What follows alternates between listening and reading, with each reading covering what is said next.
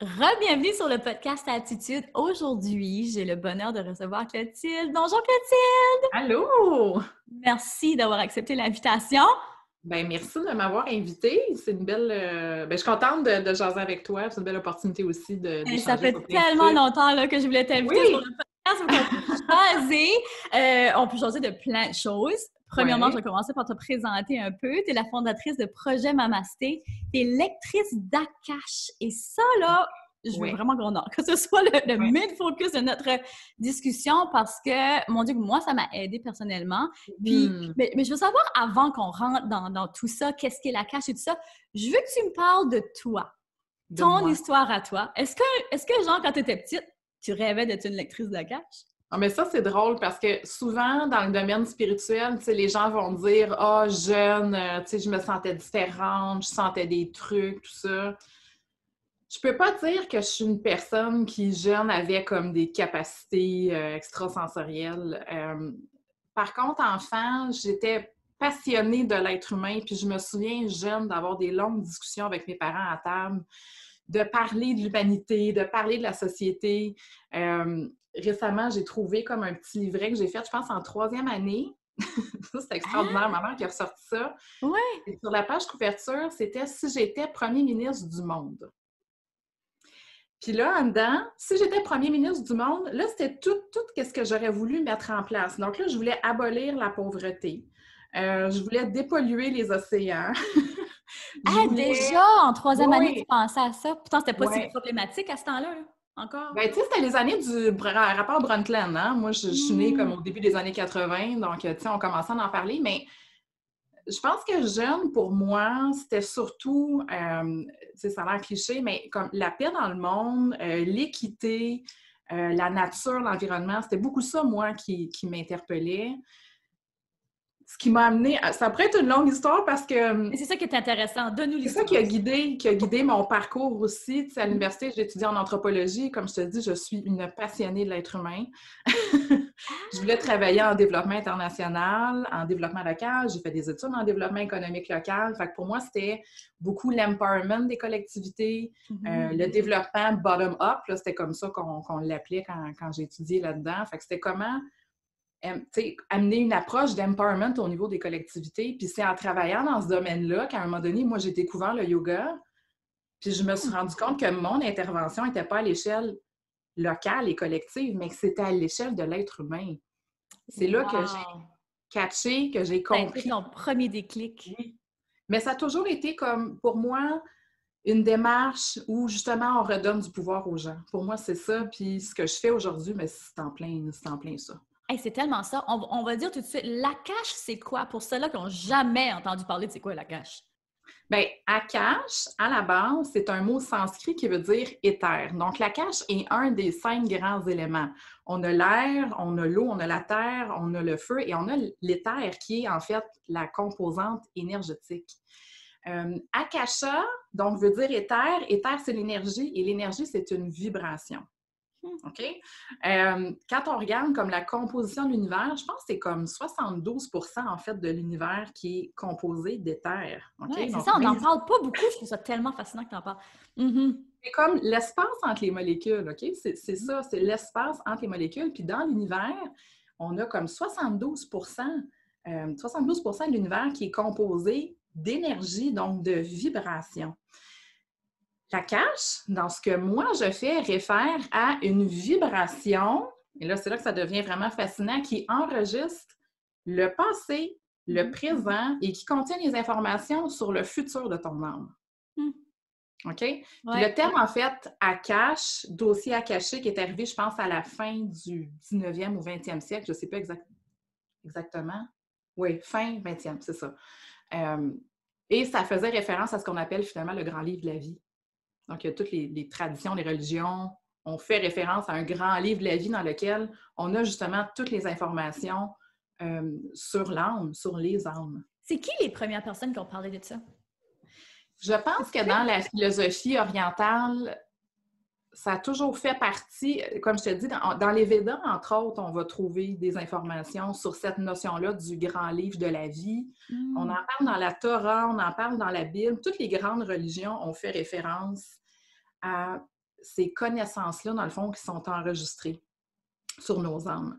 Mais en Occident, comme ce que je te disais, au niveau de dossiers akashiques, ça, c'est intéressant parce que quand j'ai monté la formation « Apprends à lire tes dossiers akashiques », j'ai refait un petit peu le fil de l'histoire pour comprendre. Oui. Donc, il y a eu beaucoup d'Anglais à la fin du 19e siècle qui ont commencé à être beaucoup plus en contact avec la philosophie orientale.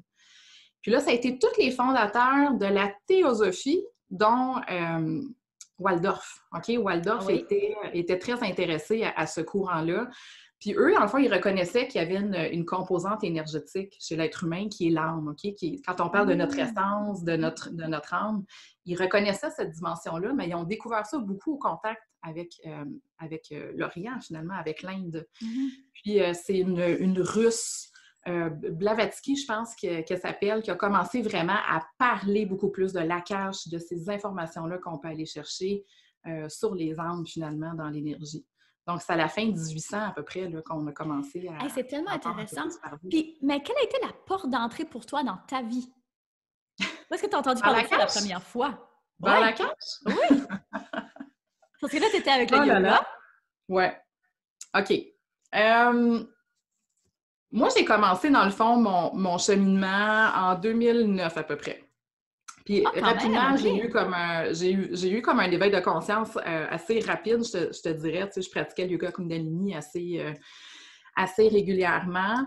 Fait que la porte s'est comme ouverte pour moi vers autre chose vers 2009 à peu près, je te dirais. Tu sais, tantôt, c'est drôle, tu te disais, on pourrait parler de la maternité, tout ça. Puis mon cheminement a été entrecoupé avec les grossesses, avec l'emploi, je travaillais. Tu sais, j'avais un rythme de vie très typique, métro, boulot, dodo, tu sais.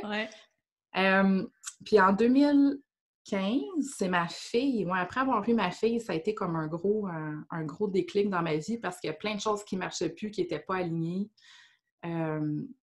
Puis c'est là que j'ai commencé le yoga, j'ai commencé à penser finalement peut-être faire d'autres choses de ma carrière, de ma vie.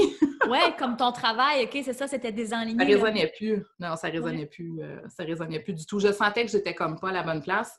J'avais vraiment un emploi intéressant, là. Tu sais, j'ai toujours suivi mon cœur, je pense, dans ce que je fais. Mais ça résonnait plus. C'était plus aligné. Fait que c'est là que j'ai commencé plus le yoga sérieusement, mes formations pour être prof de yoga.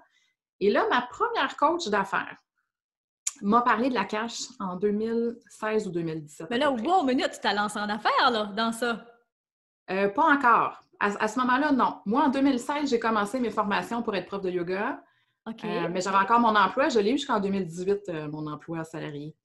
OK, fait que tu as comme engagé une coach d'affaires parce qu'éventuellement, tu savais que tu voulais te lancer en affaires. OK. Oui. C'est parti de là. Oui. Donc là, ma coach me dit le mot Akash. Puis, c'est drôle comment, des fois, dans la vie, les choses se présentent à soi. Hein? On n'a pas toujours besoin de chercher, la voie ou de chercher nos passions. Mission. Puis je me souviens qu'elle avait parlé de ça parce qu'elle avait fait une formation pour lire les dossiers akashiques. Puis c'était resté comme ça. Je travaillais pas avec elle pour l'Akash. Je travaillais vraiment plus au niveau entreprise. Puis j'avais fait mes petites recherches, puis ça m'avait vraiment... je savais qu'il y avait quelque chose pour moi là-dedans. Là. Mais là, ça, on est en 2017. Puis il se passe beaucoup de choses dans ma vie, remise en question, mon chum aussi qui a des difficultés, on est les deux en épuisement, toutes sortes d'affaires en même temps. Tout pète, là. Moi, tu sais, c'est ça, là, quand ça marche plus, là, tout était en train de nous lâcher dans les mains, tu sais. Puis j'avais une guide spirituelle qui me suit depuis 2010 à peu près, puis j'y en avais parlé, l'Akash, ça m'intéresse, puis elle était comme, attends un petit peu, il se passe beaucoup de choses en ce moment, tu sais, avant de plonger là-dedans, prends ton temps. Puis finalement, j'ai fait beaucoup de formations. Je trouve une formation pour lire les dossiers akashiques. C'était, je pense, 2500 €. Puis là, ça faisait déjà des milliers de dollars que je dépensais en formation. J'investis-tu encore? C'est ça. Puis là, je rencontre cette fille-là qui, à un moment donné, on sort un soir, puis j'y en parle, tout ça, je dis, c'est cher, j'ai tellement investi, je peux pas croire, il faut que je remette encore ce montant-là. Puis elle me dit, il y a une Américaine qui a écrit un livre. Elle dit, prends le livre, essaye, peut-être que ça va fonctionner. Ouais, on sait jamais. Fait que Là, ça, c'est en 2019. C'est ça, au printemps 2019. Fait que je m'achète le livre, 20$ sur Amazon. Je le lis. Hey! J'applique la méthode, puis ça a marché. Ben voyons donc! Oui, fait que Ah, que j'aime ça! c'est comme Puis, ça que c'est comme ça que ça s'est présenté. Tu sais, c'est comme... puis c'est C'est tellement venu à moi, d'une certaine manière. Puis c'est tellement l'exemple, tu sais, t'en parles souvent dans tes vidéos, dans tes stories. T'as dit une fois, tu sais, on n'est pas obligé d'avoir un don pour faire la cache. On l'a tous à l'intérieur de nous, tu sais. Tellement. Puis là, tu viens de prouver, regarde, j'ai pas besoin d'une formation spécifique. Oui, ça aide, puis je suis certaine que tu aurais peut-être accéléré des choses en prenant la formation. C'est certain que c'est valable, une formation. Mais Oui. reste que tu as quand même été capable, tu t'es pas laissé arrêter par ça. Tu as pris le livre, tu l'as essayé, Ouais. puis ça a fonctionné. Ben, c'était un drôle de timing aussi, ce moment-là. Ouais! J'arrivais comme au point où la vie m'envoyait beaucoup de signes que j'avais suffisamment de bagages, puis j'avais fait assez de formation, tu sais. Comme quelques mois avant, j'étais rendue une formation en soins chamaniques, là, juste pour te dire jusqu'où j'étais. Là. Tu sais, j'avais fait Reiki, j'avais fait Kundalini, j'avais fait Hatha, j'avais fait un autre truc avec un pendule, kinésiologie, machin. Puis quand j'ai fait ma dernière formation en soins chamaniques, en fait, je ne l'ai même pas faite, là, j'ai droppé out. Là, tu sais, je sentais que tout mon être là, me criait de partir de la formation. C'est comme, j'étais saturée, puis j'étais plus rendue à un moment où il fallait que j'intègre, parce que comme je t'ai dit tantôt, tu sais, j'ai commencé en 2009, mon parcours. OK, fait c'était pas 10 ans, mais c'était pas Ça loin. faisait comme, tu sais, pratiquement 10 ans que j'étais là-dedans, dans le yoga, dans la méditation, j'avais fait des formations de coaching intuitif, j'avais fait plein de trucs. Fait que je pense que c'est ça. J'étais rendue à un stade où j'avais aussi, puis ça, c'est important, tu dis, on n'a pas toujours besoin de formation, mais je pense que j'avais aussi acquis ce bagage-là d'une dizaine d'années aussi d'exploration, tu sais, spirituelle, puis dans l'énergie, ce qui fait que ça a probablement, ça l'a facilité ma connexion à la cache, tu sais. Puis c'est pour ça que j'offre aussi une formation pour apprendre à lire ces dossiers akashiques, parce qu'on part pas tous finalement du même point de départ. On n'a pas, tous le même bagage. Voilà. Fait que, Tellement! Fait que là, t'as commencé comme ça, t'as commencé juste à prendre des clients d'Akash, puis là, parce que là, c'est devenu vraiment dans le fond, ton principal revenu, on peut dire? Ça l'est moins, je te dirais. J'en ai fait beaucoup. Ouais, j'en ai fait beaucoup en 2020. J'ai fait beaucoup de consultations l'année dernière. Cette année, je veux plus m'orienter vers la formation parce que je crois fondamentalement qu'on est à cette époque-là où on a besoin de développer notre providence. Puis je vois beaucoup de gens en consultation, puis j'adore faire des consultations, c'est vraiment pas pour dire que j'aime pas ça, mais beaucoup de gens qui doutent. Beaucoup de gens qui n'ont pas confiance en leurs intuitions, qui n'ont pas confiance en leur propre... tout ce qu'ils peuvent aller chercher finalement à l'intérieur d'eux. Puis pour moi, la cache, c'est comme la meilleure opportunité de justement de te connecter à ta guidance, à ton intuition, puis à te faire confiance.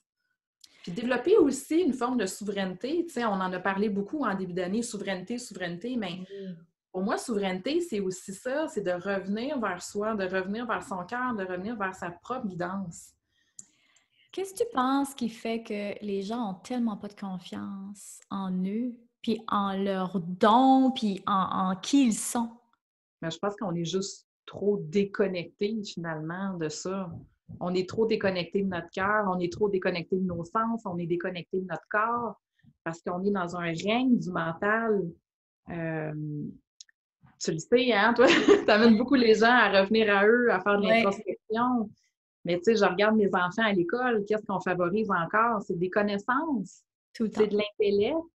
On n'apprend pas beaucoup à nos enfants à connecter à leur propre sagesse, à leur corps, à leurs émotions, à se connaître eux-mêmes.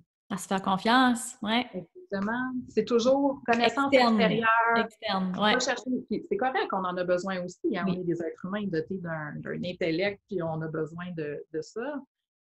Mais on grandit dans un moule où on nous pousse toujours à nous fier à l'extérieur, où on s'est fait dire qu'on était imparfait. Tu sais, je fais souvent le parallèle un peu. On a un bagage religieux, puis j'ai rien contre les religions, pas du tout, mais ce discours-là de tu sais, repentez-vous, pauvres pécheurs. Oui, c'est ça. Donc, que ça nous habite. Déjà, on nous dit qu'on n'est pas des bonnes personnes, tu sais. Oui, tu sais, la religion catholique, c'était on est imparfait, puis on doit comme acheter son ciel. Absolument. Tu sais, c'est pour ça qu'on doit bénir un bébé, parce que cet être-là est imparfait. C'est Faut terrible quand on l'accueillir y pense. dans tout ça. Fait que je pense que, tu sais, on a un inconscient collectif qui est fort. Il nous dit On a de faire qu'on n'est pas assez. l'éducation aussi, où on est beaucoup déconnecté. Puis il y a beaucoup, ben, tu sais, au niveau énergétique aussi, on pourrait en parler, mais c'est très l'énergie et tu sais, il y a une augmentation de fréquence. On est beaucoup une ère de l'information, l'ère du Verseau. Je ne sais pas si tu t'intéresses un peu. Oui, absolument. Oui. Dans mes temps libres, j'apprends l'astrologie. Mais tu sais, j'adore ça, je suis fascinée. Mais pense en plus pour les gens, si tu veux, là, pour les gens qui nous écoutent, parce que c'est tellement intéressant. Ton épisode, je l'ai devancé, il sort comme vraiment vite, fait que ça va être... OK. Je parle de l'ère du Verseau? Oui, de l'ère du Verseau. Qu'est-ce que ça veut dire exactement? Parce que là, en plus, ton épisode, ça va être en janvier, fait qu'on est en début d'année, donc exactement dans l'ère du Verseau. Donc, qu'est-ce que ça veut dire, ça, cette ère du Verseau, pour quelqu'un qui ne connaît pas ça du tout? Moi, là, je capote sur l'ère du Verseau, OK? Je trouve cette ère-là, mais tellement fascinante. Puis c'est drôle parce que quand j'ai commencé le yoga Kundalini en 2009, OK? Oui. Tous les enseignements de Yogi Bhajan, qui est le gourou qui a amené le Kundalini aux États-Unis, tous ces enseignements étaient amenés pour aider les gens à transitionner de l'ère du Poisson, qui est ce qu'on a vécu dans les 2000 dernières années, à l'ère du Verseau. Donc, on nous parlait beaucoup de la transition à l'ère du Verseau en 2009. Là, souvenez-vous comment la vie était douce et facile en 2009. Oui, c'est ça. Il n'y avait pas de pandémie, tu sais, c'est vrai, ouais. On comprenait pas. Je me souviens que les enseignements qui étaient transmis, on comprenait pas. On parlait d'une pression, d'une accélération de l'information, des changements au niveau physique aussi, tu sais, tout ce qu'on peut ressentir. Il y en a beaucoup qui ont senti comment dans le corps, tu sais, on a beaucoup subi ça dans les derniers mois, tu sais, toutes sortes de malaises physiques qui ont pu remonter, etc. Oui. Mais cette transition-là, justement, c'est l'ère du Poisson qui était une ère de domination, de hiérarchie. Je te dis quoi penser, je te dis quoi faire. Oui. C'était ça, les grands dogmes. Ben oui. Je te dis quoi penser, puis rentre dans le rang, puis ça va fonctionner comme ça. Une ère de secret aussi. OK? Et la cache fait partie de ça. Ça, c'est intéressant parce que toutes les connaissances sur l'énergie, sur l'âme, sur le pouvoir personnel étaient dans les mains de quelques individus. Puis là, l'ère du Verseau, tout éclate. C'est ça, tout pète. Tout pète. Tao! Il n'y a plus de secret. Ouais. Il y a plus de vérité, puis il y a de l'information partout.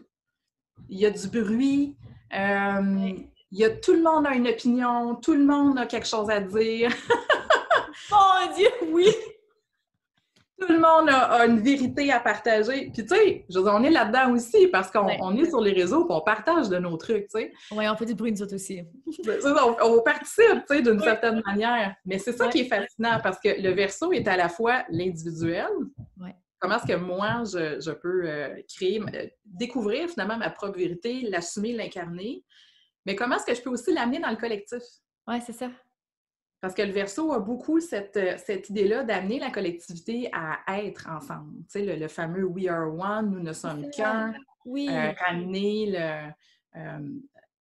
beaucoup à l'image du Flower Power, hein, parce que dans les années 60, c'était ça, tu sais, « The Age of Aquarius », la chanson, là. Ouais! Woodstock, OK? Ouais. Ah ouais, tout le monde voit l'image. Fait que c'est le vivre ensemble, ça aussi, c'est le Verseau. Sauf que là, on a toutes nos petites vérités individuelles, on a toutes nos petites affaires, puis on est comme confrontés ensemble avec le défi de vivre ensemble dans cette multitude de vérités-là. C'est ça! Oui! Mais ça va être intense! Ben, ça l'est déjà! Comme aussi intense! Mais oui, c'est vrai que c'est une coche de plus vu comme ça. C'est pour ça que je trouve ça fascinant. C'est comme un défi individuel. C'est comme à différentes échelles. Tu sais, on le vit individuellement. On le vit aussi avec nos familles. Tu sais, on est beaucoup justement à essayer de... puis je m'inclus là-dedans. Tu sais, on a eu beaucoup de réflexions, nous, dans les dernières années sur quel genre de famille, quel genre de vie de famille on veut, c'est quoi notre vérité, nous, en tant que famille. c'est quoi nos valeurs, comment est-ce qu'on veut créer justement cette réalité-là. On l'a au local, on l'a au collectif, on l'a au mondial. Fait que c'est un jeu qui est, en tout cas, que je trouve vraiment fascinant parce qu'il y a plein de défis, mais il y a plein d'opportunités aussi, finalement. Mais toi, comment tu vois ta méthode pour ne pas te perdre là-dedans? Bien, la réalité, la vérité, c'est que c'est en toi. Puis moi, j'amène beaucoup les gens là-dedans. On disait qu'il y a du bruit, puis tu sais, même par rapport aux formations, est-ce qu'on a besoin d'une formation? Est-ce qu'on n'a pas besoin de formation? Tu sais, pour moi, dans les outils, par exemple, que je transmets sont toujours des outils d'empowerment. Pour moi, c'est ça. Puis c'est après de laisser la personne, à partir de cette prise de conscience-là de son pouvoir personnel, à partir de la connexion à son intuition et à sa guidance, de l'amener dans cette conscience-là, de prendre des décisions pour elle. Au-delà de, tu sais, transmettre une méthode. Moi, dans la cache, là, je veux dire, transmettre la méthode, c'est 5 de la formation. OK? Oui, c'est ça. Tu peux le googler, tu peux aller sur YouTube, tu veux savoir la méthode, va la chercher. Mais moi, c'est pour ça qui m'intéresse de transmettre, puis c'est pas comme ça que j'ai envie d'accompagner les gens, tu sais. Pour moi, c'est de l'empowerment. Dans cette transition-là, justement, à l'ère du Verseau, où on se dit, ben si la vérité est en soi, comment est-ce qu'on peut justement aller la chercher, cette vérité-là? Puis comment est-ce qu'on peut se faire suffisamment confiance aussi pour avancer avec ça? Parce que là, quand tu as trouvé ta vérité, il faut que tu l'incarnes et que tu l'amènes dans le monde. Tellement. Puis ça commence, tu sais, quand ta grande vision de quand tu étais petite, de changer la personne pour changer le monde. Exactement ce que tu fais aujourd'hui. Oui. Mais j'ai passé par l'inverse parce que je pensais que je devais changer le monde, finalement. Ouais. Je me suis rendu compte, beaucoup dans le yoga, comment c'était, ce qui m'intéressait, c'était d'aller comme à l'échelle de l'individu. Parce que j'étais qu'on fait une plus grande différence plus vite, en tout cas. Oui. Puis j'étais comme confrontée à ça dans mon travail aussi. Je pense que c'est là que j'ai eu comme le déclic, tu sais. Je travaillais beaucoup avec des comités, avec des conseils de ville. Puis je voyais les gens arriver en réunion avec leurs états d'âme, avec leurs idées préconçues, avec leurs bébites personnelles. Puis là, il fallait qu'on amène tous ces gens-là qui étaient un petit peu, pas toujours très alignés et... Oui, dans leur intègre même, si je peux dire, parce qu'il y avait beaucoup d'intérêts personnels qui étaient amenés. Puis là, il fallait amener tous ces gens-là à travailler ensemble. Wow! C'est comme si je me disais, il aurait fallu qu'on fasse une petite séance de yoga puis de méditation avant de commencer à travailler ensemble. Parce que là, on est tout le monde est parti dans ses affaires, puis là, on essaie de travailler des projets collectifs. Beau défi. Il n'y a personne d'ancré, il n'y a personne de... Tout le monde est éparpillé, là. Fait que ça a été ça beaucoup mon déclic. C'est comme si je me disais, c'est impossible de travailler sur des projets collectifs si tout le monde est désaligné. Est complètement désaligné, tu sais. C'est quoi ton rituel quotidien pour t'aligner? Parce que moi, je pense sincèrement que c'est dans les habitudes qu'on finit par devenir telle personne. Pour être une personne alignée, il faut que tu le pratiques au quotidien. Ouais. Quelles sont tes routines quotidien pour t'aligner? Moi, je te dirais que j'ai pas de... J'ai une personne qui déteste vraiment la routine. Beaucoup, beaucoup, beaucoup. OK. Ouais, moi, tout le temps pareil, je suis pas capable. Mais il n'y a pas des choses que tu fais, genre même si c'est comme le matin, des fois c'est le soir, mais ça, c'est les mêmes événements que tu répètes? Ben, je te dirais que ma méditation quotidienne, ça, c'est assez rare que je déroge de ça. Là. OK. Fait que c'est une méditation. Donc, tu vas t'asseoir pendant 15 minutes, 10 minutes. Qu'est-ce que tu fais exactement? Ma pratique évolue beaucoup. Puis je te dirais que j'ai pas toujours les mêmes pratiques. C'est même difficile pour moi de te dire ce que je fais. Là, présentement, c'est sûr que je suis en formation sur les chakras, puis c'est une approche en tantrisme. Fait que là, c'est sûr que j'applique ça. Là, je suis dans cette exploration-là pour quelques mois. Mais si je ne suis pas en formation, normalement, mon rituel est assez intuitif, je te dirais. C'est-à-dire que je vais vraiment me connecter, puis je vais simplement me demander ce dont j'ai besoin aujourd'hui. Tu sais, des fois, j'ai juste besoin d'aller connecter à mon cœur puis d'aller voir ce que je ressens. Des moments où ça va être d'aller dans mon corps puis d'essayer d'écouter, de voir ce qui se passe. Il y a des moments où j'ai besoin de connecter à ma vision. Fait que des fois, ça va être ça aussi dans la méditation, de juste aller me rebrancher sur cette fréquence-là, sur cette vision-là qui m'habite. Il y a des moments où j'ai envie de connecter à mon higher self, donc ça peut être ça aussi, mais si je ne suis pas en formation comme je le suis présentement, je te dirais que ça va être une pratique assez intuitive, mais pour moi, je dis toujours que c'est un petit peu d'aller jouer dans l'énergie. Oui, oui. J'ai ce moment-là. Je joue dans l'énergie. J'observe, je regarde ce qui est là, je regarde ce dont j'ai besoin, puis je vais comme travailler à partir de ça. Avec tes outils. Est-ce que tu amènes tes enfants dans ta pratique? Ah, c'est une question intéressante. C'est drôle parce qu'hier, j'ai échangé avec une fille, puis elle me demandait si mon garçon médite. J'ai 2 enfants très terriens. OK. Qu'est-ce que tu veux dire par là, très terrien? Pour ceux qui connaissent pas le langage. C'est pas des enfants, tu sais, qui vont me parler d'énergie, qui vont me parler de... tu vois, à un moment donné, j'avais une cliente, sa fille lui avait raconté comment qu'elle l'a choisi quand elle était une étoile. Ben voyons, toi. Elle a quel âge, la petite? Alors, je pense qu'elle avait comme peut-être 5 ans, 5-6 ans. C'est donc Ça pas faisait longtemps. intéressant. Elle lui avait dit, « Ah, maman, quand j'étais dans les étoiles, je t'ai vue, t'étais comme ça. » Puis elle avait même décrit sa mère. T'avais les cheveux courts, ta. Fait que moi, Non. mes enfants sont terriens. C'est Mhm. comme ils ont une vie de terrienne. Là. Tu sais, souvent, on va parler comme des enfants rainbow, tout ça. Moi, j'ai l'impression que mes enfants sont comme très êtres humains. Puis peut-être pour comme équilibrer ce côté-là de... Ouais. J'ai beaucoup ce défi-là. Hein. Moi, la vie me ramène beaucoup dans des choses, des choses très terriennes. Là. Donc, ben, mes enfants m'ont vu évoluer là-dedans parce que j'ai toujours pratiqué avec eux. Mon fils, quand il était bébé, des fois, je l'amenais dans des cours de yoga. Donc, ils m'ont toujours vu évoluer. Tu sais, j'ai mon petit hôtel Oui, ben dans la oui, ça pièce. fait partie de ton décor, de la maison, tout, C'est là. ça. Tu sais, les enfants, souvent, c'est ben, OK, maman s'en va méditer, parfait, je monte, je fais mes choses. Donc, ils ne sont pas intégrés. Mon garçon de 8 ans, qui est très clown aussi, tu sais, il y a des moments où il est bien éparpillé, j'essaie de le ramener. Viens t'asseoir avec maman, tout ça, mais tu sais, honnêtement, il reste... Ouais. Il va rester 30 secondes, C'est puis... ça. Il y a d'autres choses à faire. Ouais. Bien, c'est correct, tu sais, je mets pas Oui. de pression. Je mets pas de pression. Je laisse ça vraiment comme libre, mais je me dis, regarde, je montre l'exemple, puis... Il baigne là-dedans, puis quand il y en aura besoin, il y aura ces outils-là. Oui, exact. Puis je pense que c'est beaucoup aussi dans comment est-ce qu'on les élève, comment est-ce qu'on va gérer, tu sais, des fois les conflits, comment est-ce qu'on discute aussi, tu sais, les conflits avec les amis à l'école. Ben là, pourquoi l'ami est pas fin? Puis comment est-ce que tu réagis si l'ami n'est pas gentil? Puis peut-être qu'il y a de la peine dans son cœur. Puis comment est-ce que tu préfères s'il y a de la peine dans son cœur puis qu'il exprime la méchanceté? Puis pour moi, c'est beaucoup comme ça, dans le fond, que je le Le transmets. langage que tu adoptes avec eux autres, là. Oui, exact. Ben non, j'ai pas des enfants qui me suivent. Puis Qui c'est drôle parce aiment. que Ouais. non, puis tu sais, j'ai même enseigné le yoga pour enfants pendant longtemps, puis mon fils, il Qui n'aurait pas ça. Ah, mais c'est tellement intéressant. Puis, tu sais, puis entre deux, parce que tu as 2 enfants, souvent, entre le premier et le deuxième, c'est totalement différent. Tu sais, t'aurais pu en avoir un qui aurait été très terrien, puis l'autre super différent, là, tu sais. Ben, je dis qu'ils sont terriens, mais ma fille est très aware, là, tu sais, de tout le monde, puis elle est très rassembleur. Elle est verso, hein, aussi, ma fille. Mais le bien-être des gens là, est comme super important pour elle. Et mon fils est un hypersensible. Fait que, tu sais, ils ont quand même ces dimensions-là, mais ouais, c'est fascinant quand même.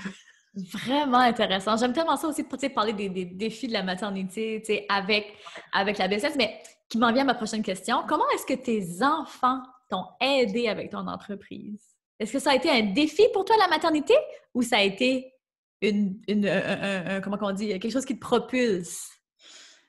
Je dirais que quand j'ai eu mon fils en 2012, c'était pas, ça n'a pas été, ça allait bien à ce moment-là. C'était quand même une époque qui était douce pour moi, là, tu sais, quand je me replonge à cette époque-là. Je surfais la vague, tu sais, j'avais encore mon emploi salarié. Ça n'a pas été comme un réveil, disons, à mon fils, qui a été mon premier. Ma fille, par exemple. Ça a été une claque en pleine face, là. Elle, quand elle est arrivée, tu sais, je dis tout le temps que c'est elle qui m'a réveillée. Parce que ça marchait plus quand elle est arrivée, puis que là, on avait la grosse maison, le gros hypothèque, les 2 enfants, la job que j'aimais plus, c'était comme, il fallait qu'il se passe quelque chose. Puis c'est après avoir eu ma fille que j'ai recommencé à faire du yoga parce que ça marchait plus. Ça marchait plus. J'étais tellement malheureuse, j'étais tellement pas bien. Tu sais, quand tu as tout ce que tu es censé avoir dans la vie pour être heureuse, puis tu ne l'es pas. Puis tu sais, comment personne qui nous Tu as écoute traversé une aujourd'hui qui phase vont se comme ça. reconnaître, là. Ouais. Ah, Je sais tu sais, pas si... Vas-y. Non, je me demandais, je sais pas, toi, c'est quelque chose que tu as vécu dans ton parcours? Tu sais, à un moment donné, on a comme un réveil ou... Moi, la maternité m'a aidée à arrêter de m'éparpiller. Tu sais, j'ai trouvé ça vraiment difficile à un moment dans ma carrière parce que, tu sais, j'ai commencé la business, on n'avait pas d'enfants. Fait que, hey, puis moi puis Dave, on est deux workaholics, là. On travaillait genre jour et nuit, on aimait ça au bout, on travaillait. Puis tu sais, quand les enfants sont arrivés, c'est comme, wow, je peux vraiment plus travailler autant, là. En plus, C'est pas d'espace, hein? Charliana, ça dormait pas, là. Elle n'a pas fait ses nuits avant genre 3 ans. Fait que, elle dormait pas, j'étais un légume les jours, tu sais. Comme ça a été le roller coaster avant et après, là, des fausses couches. Fait que, tu sais, André, j'ai l'impression que j'ai pas été vraiment solide dans ma business avant, comme, depuis que Michaela est née, mettons, depuis 2 ans et quelques. Fait que la maternité m'a vraiment, moi, appris. Maintenant, comme je sais que j'ai un travail de telle heure à telle heure et j'ai affaire à être efficace Ouais. dans ces heures-là Absolument. parce que je veux garder une harmonie dans ma famille, là. Oui, Une le temps est balance, là. précieux. Le temps est tellement précieux, c'est ça. Ouais. Exactement, les journées sont courtes, hein? Je sais pas, toi, ils sont partis de quelle heure à quelle heure, mais pour moi, c'est important d'être présente, d'être là pour eux, là. Ça fait que, non, les journées sont courtes. Fait Oh oui, tu sais, les matinées avec les enfants avant qu'ils partent, mettons, pour l'école ou se faire garder, tu sais. C'est ça que c'est clair que je suis avec. Puis à partir de 4 heures, je suis avec les enfants. Fait que, tu sais, c'est des non négociables dans ma vie, ces horaires-là. Pour moi, c'est ce qui me garde ma sanité mentale. Ouais. Pour moi, je suis une petite bébête de routine. Moi, par exemple, c'est le contraire. Moi, il faut que mes journées pas se ressemblent dans les activités, mais dans les cadres Structure, que je pose. Oui, moi, ça, c'est ce qui me garde vraiment solide puis en ligne. Mais la maternité m'a tellement fait évoluer aussi. Je sais pas si pour toi, ça a été comme un shift. Moi, le shift a été là dans le sens qui je veux servir, quelles sont mes valeurs. Tout a comme solidifié, là. Cloud, là. Ouais. Tu sais, dans mes messages, dans la façon que je me présente, tu sais, j'ai l'impression que, mettons, avant ça, j'étais peut-être un petit peu plus tête en l'air. Je suis une Gémeaux. Comme mon fils. Oui, c'est ça. Pas capable de m'asseoir pour 30 secondes. Vraiment beaucoup de difficultés à méditer. Ah ouais, vraiment difficile pour moi, la méditation. Je dois le faire activement. Là. Je dois marcher ou je dois faire quelque chose. Tu sais, comme le yoga Kundalini, pour moi, c'est bien. Parce qu'il y a des chants. Ça bouge! Ça bouge! Ça bouge! M'asseoir dans le silence, pour moi, c'est difficile. J'essaie, mais il faut que ce soit une méditation guidée. Un beau défi. C'est un beau défi. Oui, c'est vraiment un beau défi. Je pense que tu l'as dit, tu sais, pour moi, ça a été qu'est-ce que je veux de ma vie, en fait. C'est comme si pour moi, les enfants, ça a toujours été acquis d'une certaine manière. Tu sais, je me suis jamais demandé si je voulais des enfants. Ça a toujours été comme une évidence. Ah non, moi, c'était... Une évidence dans quel sens? Genre, suivre la société, ça prend des enfants ou juste tu as toujours su que tu voulais des enfants? Ça m'est J'ai toujours aimé enfant. Tu sais, jeune, j'ai commencé à garder super jeune. Je voulais être prof. C'était ça que je voulais faire à l'âge de même. J'ai même fait une session en enseignement. J'ai été monitrice, tu sais, j'ai toujours aimé ça. Je peux même pas te dire pourquoi. Ça a juste toujours été une évidence que je voulais avoir des enfants. Sauf que quand je les ai eus, puis que là, j'ai eu mes 2 enfants, puis que j'étais mariée, puis que j'avais ma job, c'est là que j'ai fait comme « Wow, attends une minute, là. Il faudrait peut-être que je prenne un moment pour me demander qu'est-ce que je veux réellement, parce que plus ça allait, puis moins j'étais bien à l'intérieur. Tu sais. C'est ça. Puis il y a trop de gens qui ne s'écoutent pas, puis je trouve que ton message est tellement puissant, puis je souligne ton courage, parce que c'est pas tout le monde qui a le courage de se dire, d'aller se demander, parce que ça fait mal des fois, puis on sait qu'il y a bien des choses qu'il va falloir qu'on change. Laisser ta job, je suis certaine que ça peut être facile, mais de dire, est-ce que c'est vraiment ce qu'il y a de mieux pour moi? Puis éventuellement, d'avoir le big picture qu'on appelle, là. D'essayer de se propulser, de dire, ouais, mais dans 10 ans d'ici, je suis déjà pas bien, je vais avoir de quoi dans un autre 10 ans. Puis mes enfants, eux, tout le monde souffre à un moment donné quand on n'est pas bien. Oui, puis je pense que c'est important de le reconnaître assez tôt aussi, cette espèce de signal d'alarme-là, puis de ne pas se rendre trop loin. Moi, tu sais, j'ai craqué à un moment où c'était mon fils à sa fête de 6 ans, OK? À cette époque-là, j'avais ma job à temps plein, j'avais 2 jeunes enfants, j'enseignais le yoga à temps partiel et j'étais aussi en formation pour un autre niveau en yoga. Je menais tout ça de front, OK? J'avais mon chum qui était en burn-out à ce moment-là. Oui, wow! Et là, c'est les 6 ans de mon gars. J'invite plein de monde chez nous. Je fais une espèce de repas, genre pas de sens, avec je sais plus combien de plats. La visite part, je craque. Mais oui. OK, dans ma cuisine, là. J'ai eu envie, regarde, je t'en parle, j'ai des frissons. Ben, là. moi aussi. J'aurais pris toute la vaisselle dans toutes mes armoires et j'aurais tout cassé dans la maison. C'est là que je me suis comme effondrée, là, puis je me suis dit, garde, ça peut juste pas continuer. Je suis brûlée. Je suis brûlée de vouloir. Puis j'essayais de démarrer mon entreprise en parallèle que j'avais ma job, en parallèle que j'avais mes jeunes enfants, que mon chum avait besoin de support aussi parce que lui-même il était brûlé. Fait que tu sais, j'ai comme dû frapper un mur, puis je pense que c'est important de reconnaître les signaux avant ça. Ouais. Non, on les reconnaît pas parce qu'on est forte, on est bonne, tout le monde compte sur nous, on est des fois le pilier aussi, les femmes, dans nos familles, on tient tout le monde à bout de bras. Fait qu'on devient endurante, puis on reconnaît plus nécessairement, tu sais, les signaux. On se dit c'est pas si pire que ça, puis demain ça va être mieux, puis... Alors, de quoi je me plains? J'ai 2 enfants en santé, mon chum m'aime. Tu sais, le fameux « de quoi je me plains », bien, oui. Pas besoin d'être dans la rue, t'as pas besoin, tu sais, t'as pas besoin de te rendre là non plus pour te dire « Hey, je suis juste pas heureuse, puis j'ai l'impression de gâcher ma vie. » C'est ça. C'est ça. C'est valable, tu sais, pour moi, ça, c'est valable, le sentiment de juste trouver que peut-être ça tourne en rond ta vie. C'est assez pour que peut-être tu as besoin de prendre action, tu sais, puis que tu arrêtes un moment puis que tu te poses des bonnes questions. Puis tu sais, des fois, de taper des murs comme ça, tu sais, oui, c'est douloureux, là, quand ça arrive, puis tout ça, mais c'est tellement nécessaire. Tu sais, la vie, elle est bien faite, puis de faire, tu sais, des fois, comme, puis même au début de notre conversation, tu sais, on dit, des fois, on cherche beaucoup, puis on veut, mais souvent, tout est tout là. Tu sais, on était plus capable d'aller à l'intérieur, puis de, chaque jour, puis de, tu sais, de juste prendre action chaque jour. Moi, je parle beaucoup de follow the fun, juste suivre le plaisir, puis depuis que j'ai appliqué ça dans ma vie, là, ben, tu saurais comment bien des choses ont changé. Moi, je suis une people pleaser. La vie est bien faite pour ça. C'est exactement ça. On n'est pas venu sur la Terre pour se faire chier en bon français, je suis désolée. Non. Mais on a cette mentalité-là, encore une fois, qui vient de loin, qui vient de la religion, tu sais, de plein de choses qui étaient que tu dois travailler dur, tu sais, la femme doit justement, tu sais, voir à sa famille, tu sais, la maternité, je parlais justement de ça avec une de mes clients de coaching ce matin, tu sais, la maternité, à quel point ça devient partie de notre identité. Oui. Puis qu'on doit absolument être des bonnes mères qui maternent, sinon on n'est rien. Oui. Fait que là, on se permet plus, on s'oublie. Bien, quand on s'oublie, ça a une répercussion sur tout dans notre vie. Fait que tu sais, c'est vraiment de chaque jour, encore une fois, de trouver une façon de faire quelque chose qui nous fait du bien. Follow the fun. Chaque jour. De prendre une petite décision courageuse pour soi, chaque jour. Puis la vie finit par t'emmener. Parce que je pense que peu importe où est-ce que tu es dans ta vie, tu es toujours où est-ce que tu devrais être. Mais si éventuellement... Inévitablement. Même dans les difficultés. Souvent, c'est comme les étapes nécessaires, finalement, tu sais.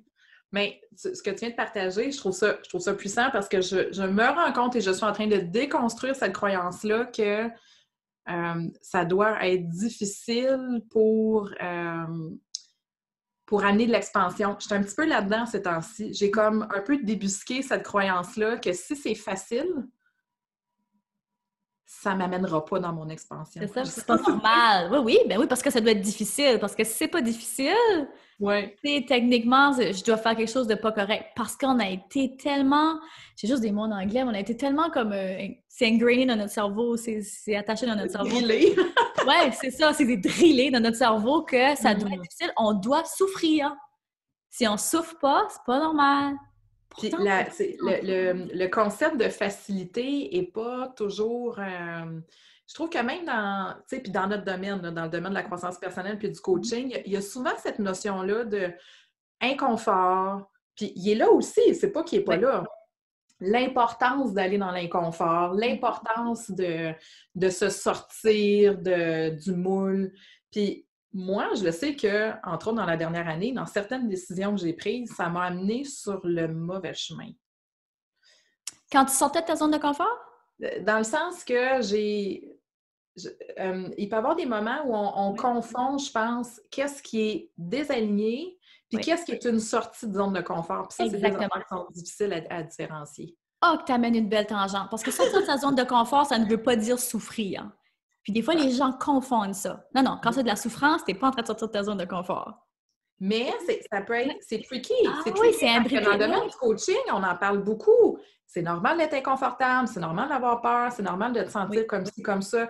oui. Puis on a beaucoup cette idée-là qu'il faut s'amener dans notre expansion, donc il Mmh. faut qu'on se pousse à essayer des nouvelles affaires.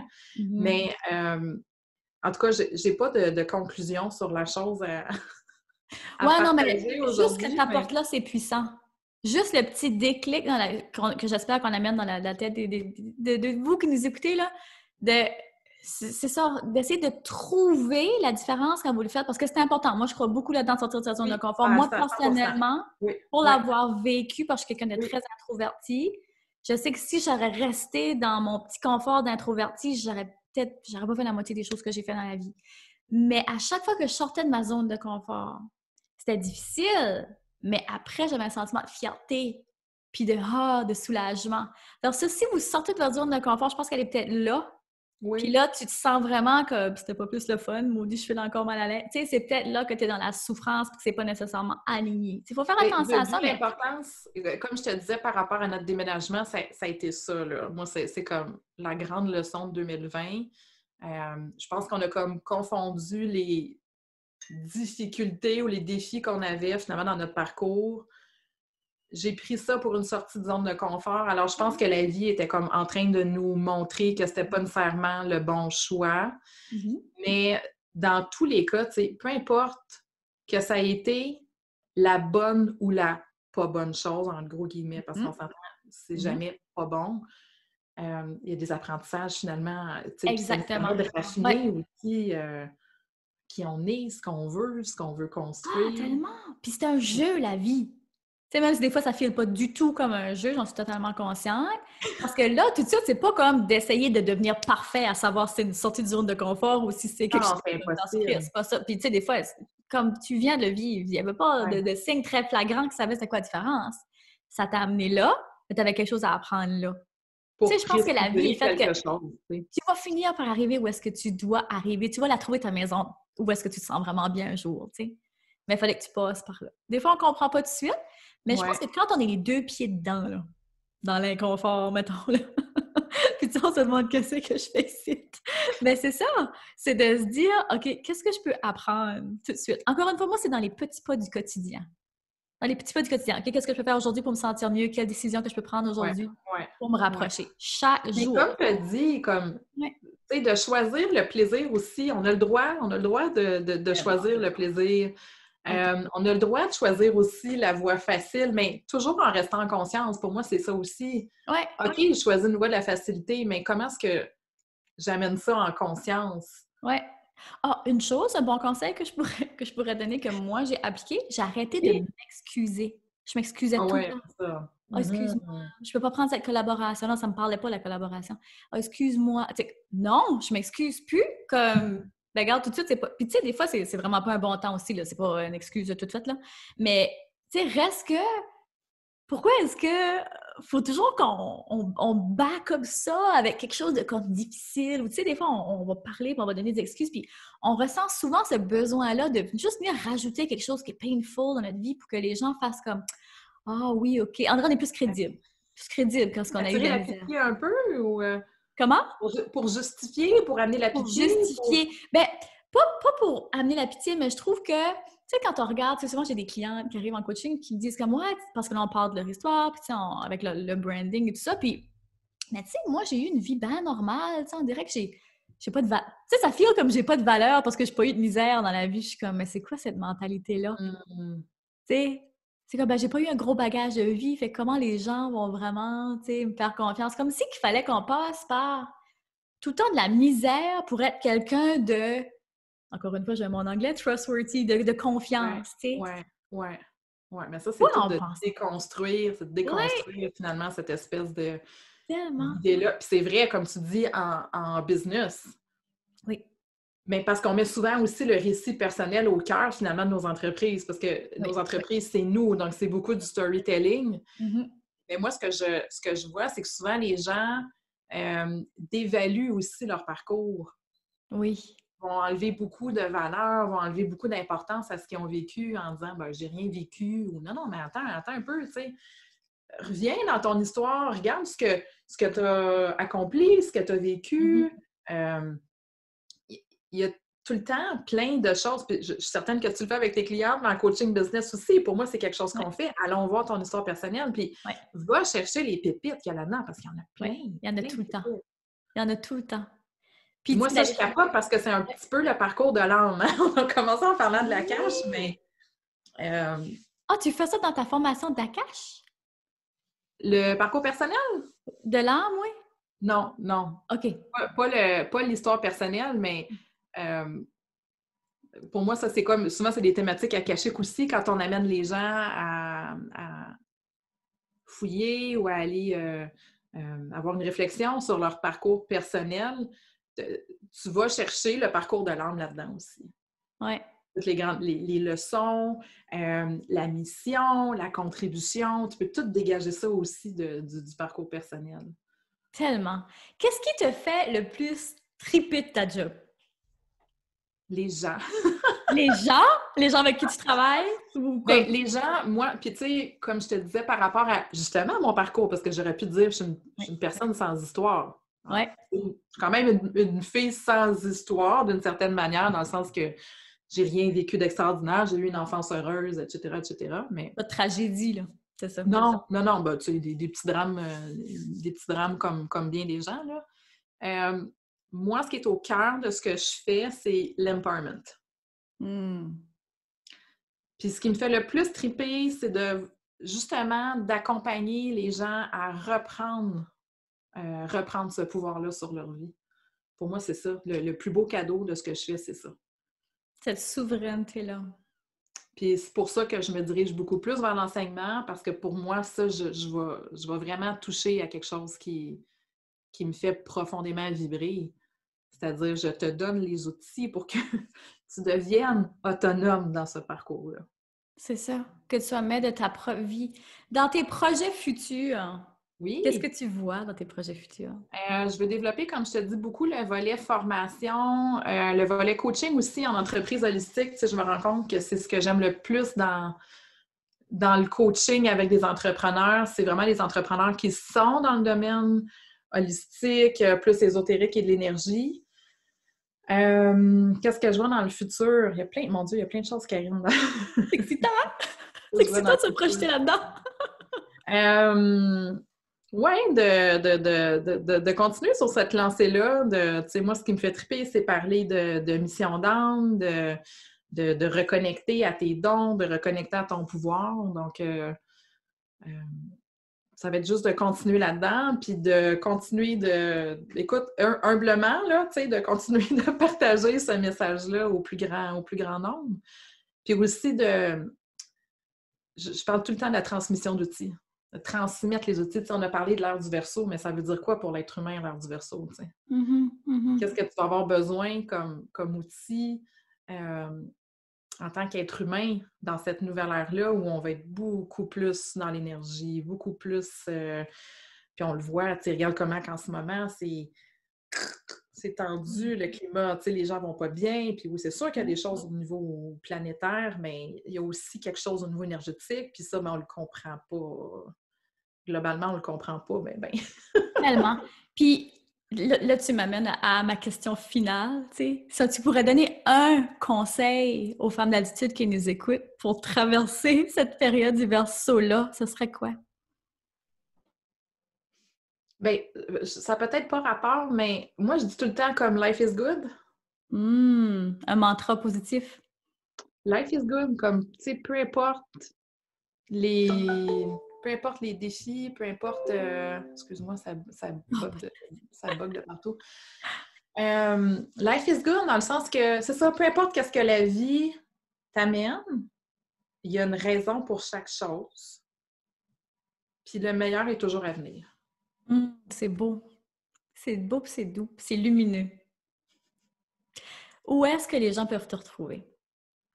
Alors, bien, principalement sur Instagram. Donc, alors, tu as dit Projet Mamasté, mais Projet Mamasté s'en va. Donc, oui? je suis vraiment un rebrand, oui. OK. Oui, parce qu'en fait, quand j'ai démarré mon entreprise, je voulais offrir du yoga pour les mamans. Donc, ça faisait beaucoup de sens. Oui, mais là, c'est plus Clotilde Love and Light sur Instagram. Oui. Un petit peu sur Facebook, mais je te dirais principalement sur Instagram. Oui. Donc, c'est ça. J'offre une séance de Kundalini gratuite à chaque mois pour ceux qui seraient intéressés peut-être à découvrir un petit peu cet univers-là. Ah, puis elles sont tellement fun, tes séances. J'y participe des fois quand je peux, puis j'adore. Ah, ça fait du bien. Quel beau service. Je suis contente de partager ça avec les gens aussi parce que j'aimais beaucoup enseigner le yoga, puis j'en fais plus beaucoup. Donc, c'est ça, principalement sur Instagram. Chaîne YouTube à venir. Podcast aussi. Podcast aussi, Love and Light? Podcast Love and Light. Et voilà, je pense que c'est pas mal... Parfait. Je vais linker tout ça dans les notes. Un énorme merci. J'ai adoré notre conversation. Hey, on a été dans des sujets, hein? c'est toujours ça, les... On aurait pu jaser encore. Je sais, c'est à l'infini. Merci tellement. J'apprécie. Merci, Karine. Merci beaucoup. Merci à tout le monde de nous avoir écoutés. Si vous avez aimé, venez nous dire en commentaire. Allez laisser une review sur le podcast. Et sur ce, je vous dis à la semaine prochaine. Bye! Ciao! Vous venez d'écouter le podcast Altitude. Pour ne rien manquer des prochains épisodes, abonnez-vous au podcast et cliquez sur le 5 étoiles. Vous pouvez aussi consulter nos outils gratuits créés pour vous au www.podcastaltitude.com. Merci d'avoir été là et à très bientôt dans le prochain épisode Femmes d'Altitude.